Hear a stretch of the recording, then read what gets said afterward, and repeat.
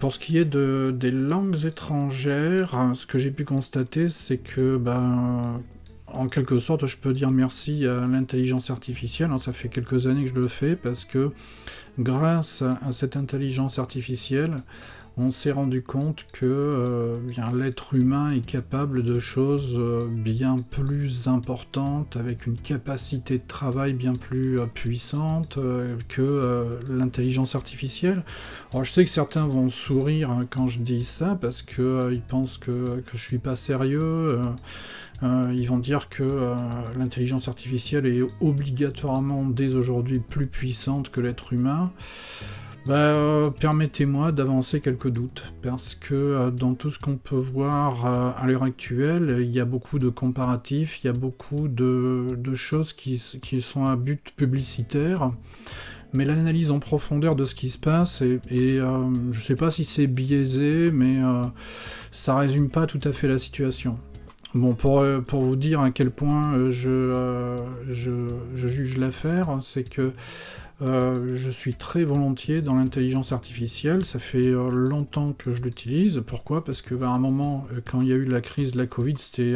enfin, un petit peu avant, c'était la grande mode. Dans les traductions, on demandait pratiquement plus que de la MTPE, c'est Machine Translation Post Editing. Et ce qui revient à dire, c'est que une relecture en fait des traductions pour voir ce qui s'est passé après la machine, après l'intelligence artificielle.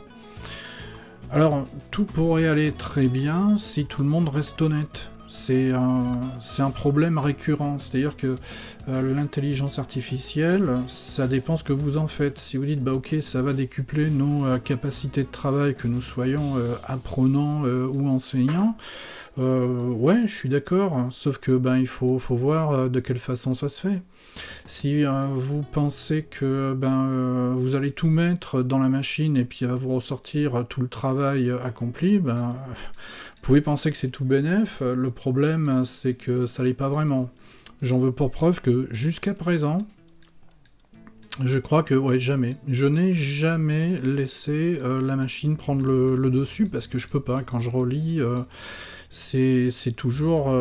je vais pas dire c'est pas bon, certaines fois c'est très bon, il y a vraiment de bonnes choses, mais pratiquement toujours, il faut que je modifie, il faut que j'adapte, parce que la machine ne peut pas réaliser que le produit doit être adapté à une clientèle, à un auditoire.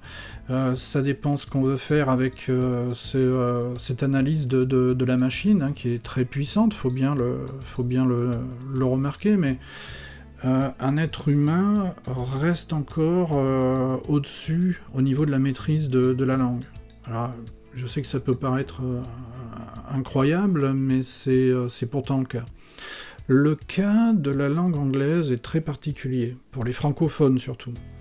Parce que maintenant, alors j'ai parlé un petit peu de la traduction, je vais vous parler de l'enseignement. Alors je remercierai jamais assez un pilote que j'ai en ligne qui m'a proposé d'aller un petit peu plus loin avec un outil d'intelligence artificielle. Donc j'ai fait un peu comme il m'a dit, c'est vraiment très bien, je regrette pas. Mais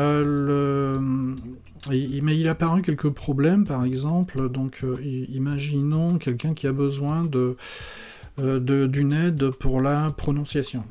C'est-à-dire qu'on fait toutes les compétences langagières dans l'objectif final, et qui regroupe 6 compétences. Alors je pense surtout à l'anglais aéronautique, hein, des pilotes et des contrôleurs. Et à un moment donné, on peut se retrouver, je parle de formation longue hein, surtout, on va se retrouver avec un cas de figure où la prononciation va se retrouver plus faible à un moment donné. Donc il faut essayer de renforcer tout ça.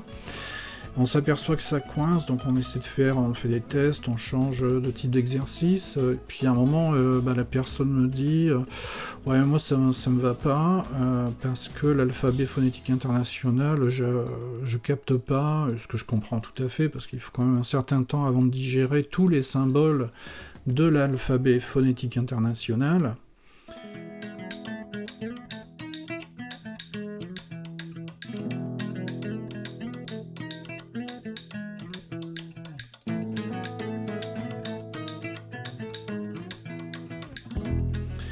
Et c'est pas facile, par contre, c'est très précis, c'est très utile, donc je le recommande toujours, parce que c'est vraiment la bonne façon de faire des progrès en prononciation. Ce que vous pouvez avoir comme outil vraiment très utile, ce sont des équivalents de prononciation écrite sous les noms qui sont affichés ou les phrases. Donc au fur et à mesure, ça fait déjà pas mal d'années que j'utilise ça, parce que je me suis très vite aperçu qu'il y avait des gens qui n'avaient pas le temps d'apprendre l'alphabet phonétique international, et donc il leur fallait un outil différent.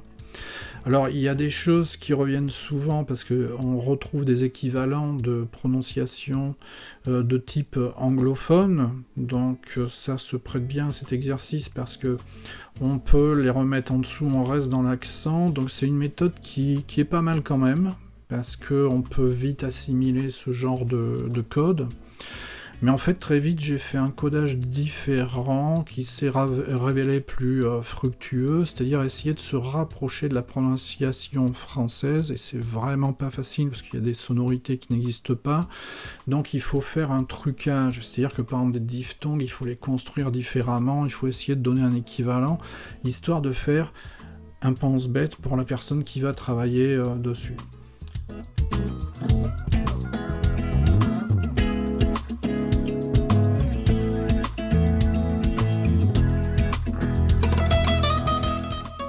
Donc c'est tout à fait réalisable, mais ça demande quand même un effort d'adaptation. Qui plus est, nous avons les accents en langue anglaise. Donc si vous avez un nom comme Communication, vous avez donc un système ici qui est avec deux accents, un accent mineur, un accent majeur, communication, si j'exagère, et donc il faut le retranscrire. Donc là, c'est quand même compliqué, parce que quand on a deux accents, comment faire ?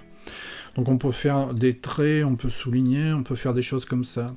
Ce que je fais souvent, qui est très parlant, parce que le but c'est de stimuler l'apprenant, c'est je mets des lettres capitales pour les accents, des lettres majuscules pour que la personne comprenne que, ah oui, là on va accentuer cette partie. Dans la diphtongue, je vais fausser aussi pour essayer de traduire la prononciation quand ça se produit, parce que c'est pas toujours le cas pour une diphtongue qu'on ait une accentuation. Et d'ailleurs on a des exceptions, je sais qu'il y a le schwa en diphtongue, le son schwa qui est en diphtongue, qui peut parfois être accentué, alors que le schwa en tout seul, isolé, sans diphtongue, n'est jamais accentué. Donc tout cela, c'est possible. Alors j'ai fait un essai il y a déjà plusieurs mois de ça sur l'alphabet phonétique international, donc ça s'est révélé assez probant. Donc il y avait quelques erreurs, comme d'habitude, il faut reprendre, c'était pas tout à fait ça, donc ça m'a permis de faire des exercices, d'avancer un peu plus sur des supports à vous proposer. Mais il faut toujours travailler derrière pour bien surveiller ce qui s'est passé. Donc encore une fois, l'intelligence artificielle, c'est pas encore ça, elle n'a pas réussi à trouver ses marques.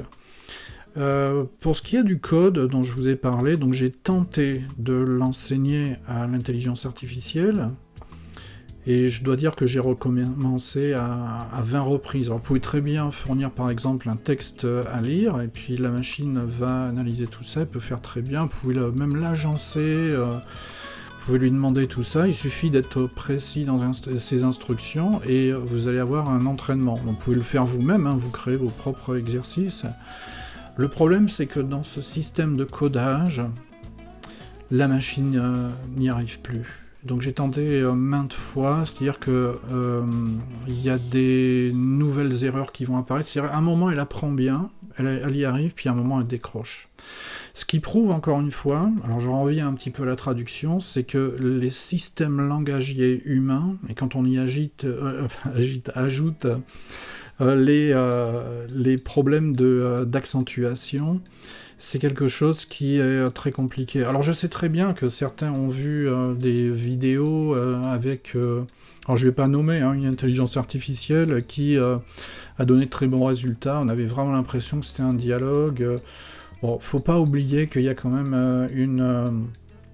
un aspect publicitaire derrière tout ça, et que j'ai bien peur que cela ressemble à ce qu'on avait annoncé il y a plusieurs années. Le premier livre complètement édité par l'intelligence artificielle, et on s'est aperçu en creusant, enfin certains enquêtaient, ils se sont aperçus que en fait tout avait été pré-mâché, préparé pour que l'intelligence artificielle ne se trompe pas. Parce que traduire un livre en entier, pour l'instant on a toujours la meilleure solution, qui est de trouver un être humain. Donc voilà, c'est pas très compliqué. Au lieu d'opposer l'intelligence artificielle à l'intelligence humaine, il faudrait faire ce qui vient sous le bon sens, c'est de conjuguer les deux. C'est-à-dire que l'un apporte à l'autre et l'autre apporte à l'un, et ça donne au résultat de très très bonnes performances, parce que ça permet d'accélérer certains processus, mais l'être humain prend le dessus sur tous les aspects humains, on va dire, ce qu'on appelle des soft skills, donc le savoir-être, mais c'est pas seulement, c'est-à-dire que on a des enchaînements langagiers, purement langagiers, qui vont poser problème à la machine. Et là, il n'y a qu'un être humain qui va pouvoir dire, voilà, l'accentuation va se faire comme ça, ou alors la syntaxe va prendre telle tournure, on va préférer tel mot à l'autre, et ainsi de suite. Donc c'est quelque chose que je vais conserver, parce que c'est un très très bon outil. Mais ce que je voulais vous dire par là, c'est que l'intelligence artificielle, il faut continuer, j'encourage toujours, et j'ai toujours proposé des outils qui malheureusement n'ont pas eu tant de succès, enfin ont eu beaucoup de succès au début, et puis ça s'est vite tassé, parce que peut-être qu'il y a aussi une recherche de l'être humain, aussi une recherche de relations, ce qui est tout à fait humain. Alors c'est un mot que je dis peut-être 50 fois aujourd'hui, mais... Et la machine, ce qu'on n'arrive toujours pas à réaliser, et c'est peut-être le message de la fin, c'est peut-être le plus fort, c'est que vous réalisez que malgré tous les efforts et les avancées parcourues, l'être humain est capable de communiquer, de produire et de recevoir un langage que la machine n'arrive toujours pas vraiment à déchiffrer efficacement. Quand je parle d'efficacement, je parle de tâches qui ne sont pas pré-mâchées, je parle de travail qui répond exactement aux attentes. La machine n'est pas prête à cela. Je suis pas un menteur quand je parle de ça. Aujourd'hui, on est en 2024, et je dirais que depuis 2023-2022 même, toutes les agences de traduction, il n'y en a pratiquement plus aucune qui m'a envoyé une demande avec du MTPE. Donc ça veut bien dire que malgré tous les effets, les publicités faites autour de l'intelligence artificielle, la réalité est bien là. Et donc, même si elle n'est pas très glorieuse, je trouve ça un peu dommage, parce qu'il ne faut pas jeter l'intelligence artificielle à la poubelle, on va le regretter. Néanmoins, on voit bien que là-dessus, on ne dit pas grand-chose, alors que c'est une réalité. Alors comment cela se fait-il ? Vous allez me dire, c'est incroyable, j'ai vu l'intelligence artificielle déjà bien des années, qui a battu les meilleurs champions du jeu d'échecs, et puis ensuite, quelques années plus tard, parce que visiblement c'était plus dur, les machines ont réussi à battre les plus grands champions de Go. Vous savez, ce jeu chinois qui est très compliqué pour piéger un adversaire avec des jetons. La machine avait du mal, et puis finalement a réussi. À l'heure aujourd'hui, la machine n'est pas capable de faire l'équivalent d'un être humain. Et ça, c'est assez vertigineux. C'est-à-dire, toujours à l'heure actuelle, moi, j'arrive pas encore bien à réaliser ce que ça représente. C'est-à-dire que ce qu'un être humain est capable de faire à l'heure actuelle, des machines aussi puissantes n'arrivent pas à le faire. Ça veut bien dire que ça demande des compétences, ça demande des agencements dans les modes de communication qui sont certainement bien plus complexes qu'on ne l'imagine. Alors c'est pas pour flatter l'ego hein, de tous les êtres humains, c'est pas le message d'aujourd'hui, mais je pense qu'il faut garder les pieds sur terre. L'intelligence artificielle, c'est très bien.